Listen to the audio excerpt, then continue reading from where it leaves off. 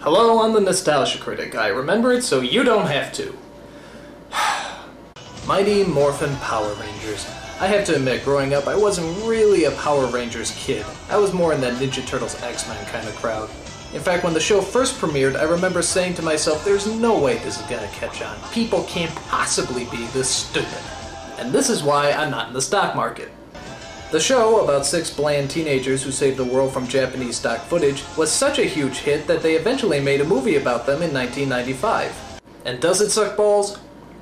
Major balls. In fact, the only difference between the movie version and the show is that the movie version actually has a budget. But instead of using it on mind-blowing special effects and high-tech wizardry, they use it to go skydiving. In fact, that's how the movie begins, with skydiving. Like someone threw a whole bunch of money at the producers and they said, "Yeehaw! We're going skydiving! Bring the camera along! I'm sure we'll fit it in the movie somehow!" And as you probably would have guessed, it's an entirely pointless sequence. Now, the first thing you Power Ranger fans might have noticed is a changing cast. In the film, we see there's a black girl and an Asian boy. But wait a minute, wasn't there originally an Asian girl and a black boy? Well, the problem with that is that the black boy was put in the black suit and the Asian girl was put in the yellow suit. Not very political correcto. When the producers realized racial stereotyping isn't in at the moment, they got rid of the 2 actors, saying there was an intergalactic unemployment line that needed waiting in, and replaced them with the 2 you see now. However, the 2 cast members that sadly remain the same are Bulk and Skull, the supposed bullies of the group. Which I always found kinda strange. If they don't like the Power Rangers and they're always picking on them, why do they hang out with them all the time? Hey guys! You might want to slip those on.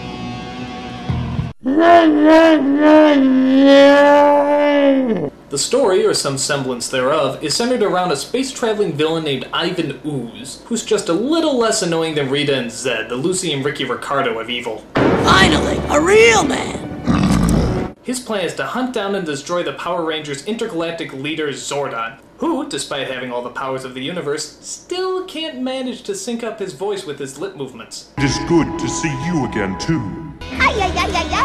Oh, and I forgot about his little assistant Alpha. The best way to describe him is imagine C-3PO being even gayer than he already is. I know that's hard to fathom, but that's pretty much what you get. Things start heating up when Ooze starts destroying Zordon for making him miss all the years of torment Earth has gone through. The Black Plague! The Spanish Inquisition! The Brady Bunch reunion!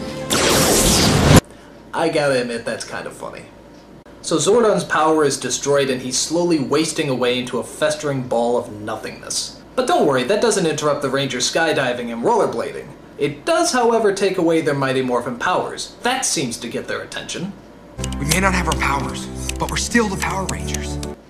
I'm gonna disagree with you there, Tommy. You see, being a Power Ranger implies that you have actual power. So, without power, you're just a plain old Ranger. And trust me, they're not very powerful. Especially when trying to protect picnic baskets. Alphabet tells him that the only way to save Zordon is to find the great power that's located on a planet far, far away. The great power? Well, what's that? Where did it come from? How does it work? Well, this movie has far too many action sequences to worry about tiny little things like plot. However, it does take time to tap into our emotional sides. Zordon, you can't leave us! Ever since you came into our lives, you've been like a father to us all. Yes, I think we can agree that Zordon has been like a father figure to us all. Where are these kids' parents? I mean, seriously, do they ever show up? Are they so inattentive that they don't even know that their kids are on another planet fighting giant black chickens? Do you think they even know that their kids are Power Rangers? How do you miss something like that? And just when you thought this movie couldn't get any lamer, take a look at what pops up next. I am Dulcea, Master Warrior of the planet Phaedos. The planet what? Come on, you can find more convincing names than Star Trek word jumble. So apparently she fights off the birds by swinging these 2 sticks together, throwing them into some kind of hypnotic trance. Yeah, how is that supposed to put you in a trance, just taking 2 sticks and swinging them up and down, up and down, up and down, up and down, up and down, up and down, up and down, up and down, up and down, up and down, up and down, up and down, up. You win this round, Dulcea. So she tells them that they have to travel to a giant phallic symbol that apparently holds the great power. To do that, she dresses them in fashionable burqas and gives them the power of the new sacred animals. You are the bear, fierce and unstoppable. You are the wolf, cunning and swift. Adam, what's wrong? I'm a frog. Yes, a frog. Like the one you kissed. To get a handsome prince. What the hell is that? Kissing is my superpower? You shitting me? They get the strength and the swift and I get kissing? What kind of bullshit is that? Don't let her get away with that! Stand up for yourself, maggot! Hey! Hey, bitch, get back here! Where's my real superpower? Hey! Hey! Hey! Fuck this, man. I'm gonna go into anime. So the Power Rangers set out on a spiritual and enlightening journey, which I actually kinda like. It's good to see these kids look inside themselves and discover their true spiritual essence. And what exactly do they learn on this journey of self-discovery? Nothing!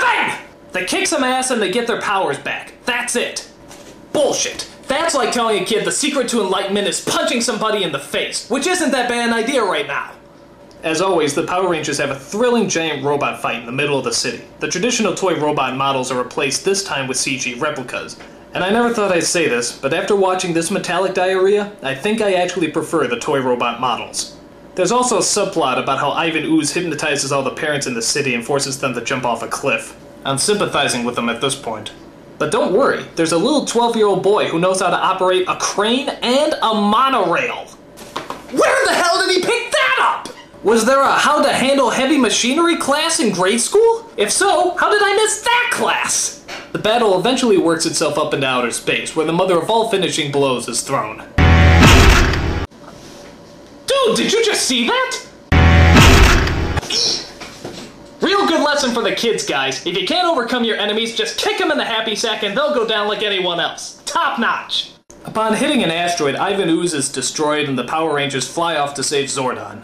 But unfortunately, they're too late. Zordon is gone. If only they had gone to save him first instead of showing off their brand new fighting moves and special effects. If only. If only. Remember what we learned? To those who possess the great power, all things are possible. No, Tommy, no. That's crazy talk. Come on.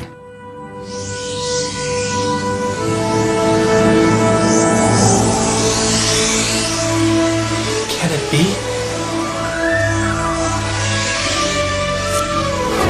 Is it possible?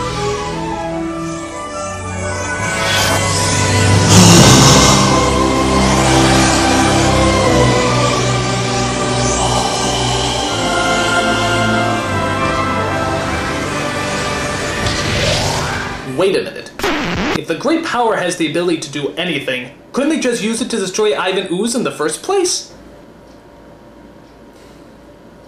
This movie makes no sense! Nothing about the Power Rangers does! How come the monsters always land in the exact same city? How come the city turns into a canyon whenever the fight scene's about to happen? How come nobody recognizes the Rangers even though they wear the exact same colors every day? How come they always move like they have Tourette's syndrome? How come Rita's voice never sounds right? How come they dress up like NASCAR mannequins? How come it's sunny in space? How come Alpha's so gay? How come Kimberly's so hot? Why? Why? Why?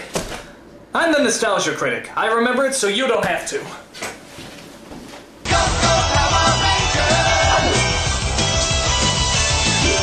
And why is that song so damn catchy?